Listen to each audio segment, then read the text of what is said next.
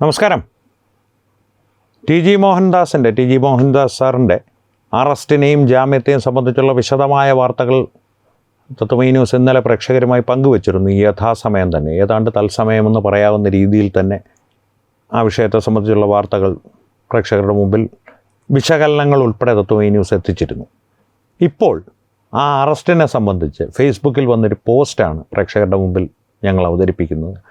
ജിതിൻ കൃഷ്ണ എന്ന Facebook handle നിന്നാണ്. ഇടയ്ക്കിടെ അദ്ദേഹത്തിൻ്റെ ഫേസ്ബുക്ക് പോസ്റ്റുകൾ നമ്മുടെ വിശകലനങ്ങൾക്ക് വിഷയമാകാറുണ്ട്. അതുപോലെ തന്നെ മനോഹരമായിട്ടുള്ളൊരു പോസ്റ്റ് ടി ജി സാറിനെ സംബന്ധിച്ചുള്ള ഈ വിഷയത്തെ സംബന്ധിച്ച് ജിതിൻ കൃഷ്ണയുടേതായി ഫേസ്ബുക്കിൽ വന്നിട്ടുണ്ട്. ആ പോസ്റ്റ് പ്രേക്ഷകരൊന്ന് കേട്ടിരിക്കണം എന്ന് തോന്നി.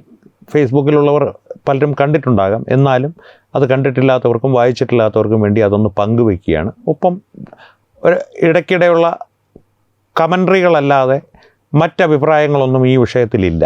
ആ പോസ്റ്റ് തന്നെ ഒരു സമഗ്രമായിട്ടുള്ള മനോഹരമായിട്ടുള്ളൊരു പോസ്റ്റാണ്. നേരെ പോസ്റ്റിലേക്ക് പോകാം.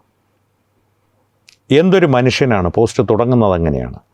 വിവാദ വീഡിയോ പുറത്തു വന്നത് 2026 ജൂലൈ 24, 25 തീയതികളിൽ. കേസ് രജിസ്റ്റർ ചെയ്തത് 2026 ജൂലൈ 29 ബുധനാഴ്ച. അതായത് മുൻകൂർ ജാമ്യത്തിന് 11 ദിവസത്തെ സാവകാശം അദ്ദേഹത്തിന് കിട്ടിയിട്ടുണ്ട്. ടി ജി മോഹൻദാസ് സാറിനെ കുറിച്ചാണ് ഈ പറയുന്നത് എന്ന് പ്രത്യേകം എടുത്ത് പറയേണ്ടതില്ലല്ലോ. നിയമവിരുദ്ധമുള്ള, നിയമത്തെക്കുറിച്ച് അറിവുള്ള, ബന്ധങ്ങൾ നിരവധിയുള്ള 71 വയസ്സുള്ള ആ മനുഷ്യൻ അതിനൊന്നും ശ്രമിക്കാതെ സ്വന്തം വീട്ടിൽ അറസ്റ്റിന് വേണ്ടി കാത്തിരുന്നു. അതാണ് പറഞ്ഞത്. എന്തൊരു മനുഷ്യനാണ്. നിയമവിരുദ്ധമുള്ള, നിയമത്തെക്കുറിച്ച് അറിവുള്ള, അതിലൊരു ആരെയോ എവിടെയൊക്കെയോ കുത്തിപ്പറയുന്നൊരു ഫീലിംഗ് എനിക്ക് തോന്നുന്നു. പ്രേക്ഷകർക്ക് അങ്ങനെ തോന്നുന്നുണ്ടോ? ഈ വട അക്കാഡമിയിൽ നിന്നുള്ള ബിരുദമല്ല ടി ജി സാറിൻ്റേതെന്ന് ജിതിൻ കൃഷ്ണ പറയാതെ പറയുകയാണോ? വട അക്കാഡമിയിൽ നിന്ന് നിയമബിരുദം നേടിയവരെ പരിഹസിക്കുകയാണോ ജിതിൻ കൃഷ്ണ മറുപടി പറഞ്ഞേ മതിയാകുകയുള്ളൂ. പോസ്റ്റിലേക്ക് വീണ്ടും മടങ്ങാം.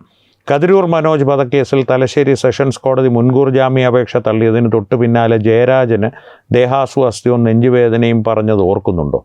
നമ്മുടെ പി ജയരാജൻ്റെ കാര്യമാണ് പറഞ്ഞത്. അദ്ദേഹം ബോധം കെട്ട് കിടക്കുന്ന ദൃശ്യങ്ങൾ പ്രേക്ഷകർ കണ്ടു കാണും.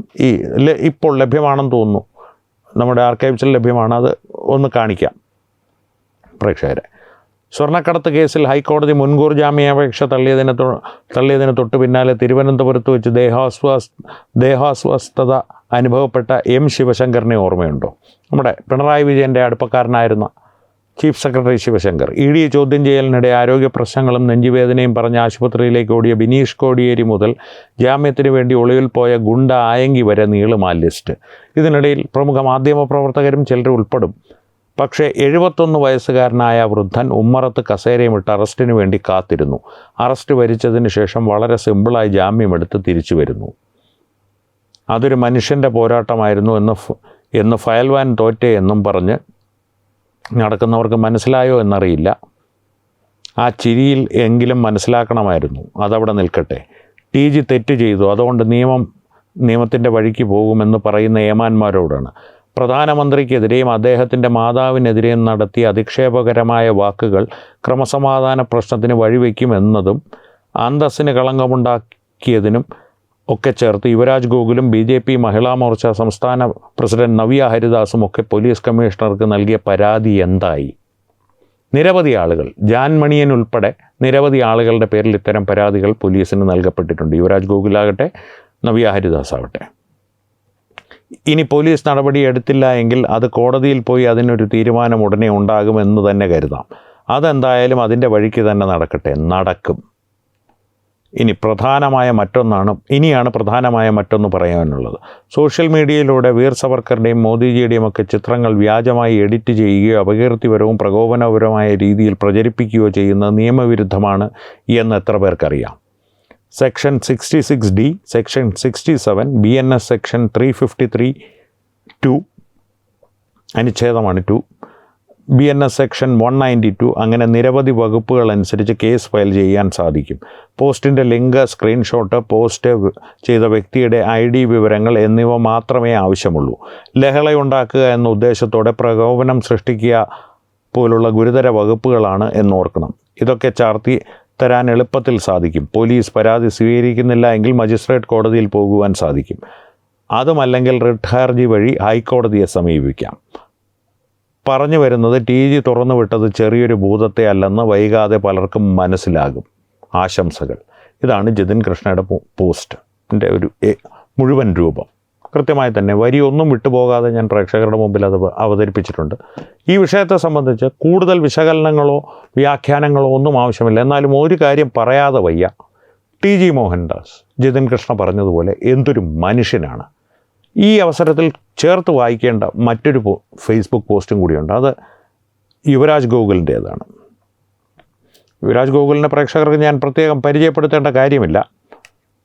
അദ്ദേഹത്തിൻ്റെ ഫേസ്ബുക്ക് പോസ്റ്റും കൂടി ഇതിനോടൊന്ന് ചേർത്ത് വായിച്ചാൽ TG മോഹൻദാസ് എന്ന വ്യക്തി ആരാണെന്നുള്ളത് സംബന്ധിച്ച് അറിയാത്തവർക്ക് അവരുടെ മുമ്പിൽ ഒരു പൂർണ്ണ ചിത്രം ലഭിക്കും.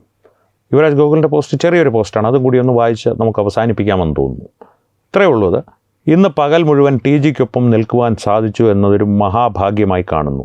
സൈബർ സ്റ്റേഷനിലെ ഇരുമ്പ് കസേരയിലിരുന്ന ആ മനുഷ്യൻ അറിവിൻ്റെ വലിയൊരു ഭണ്ഡാരം അഴിച്ചു വെച്ചു. TG മോഹൻദാസ് സാറിനെ വ്യക്തിപരമായി അറിയാവുന്ന ഒരാളെന്നുള്ള നിലയിൽ സാമാന്യം ഭേദപ്പെട്ട രീതിയിൽ അദ്ദേഹവുമായി സംസാരിക്കുവാനുള്ള അവസരം ലഭിച്ചൊരു വ്യക്തി എന്ന നിലയിൽ ഭാഗ്യം ലഭിച്ച യുവരാജ് ഗോകുലിൻ്റെ എന്നോട് യോജിച്ചുകൊണ്ട് തന്നെ ഭാഗ്യം ലഭിച്ച ഒരു വ്യക്തി എന്നുള്ള നിലയിൽ ഞാൻ പറയട്ടെ, ആ പറഞ്ഞതിൽ ഒട്ടും അതിശയോക്തിയില്ല.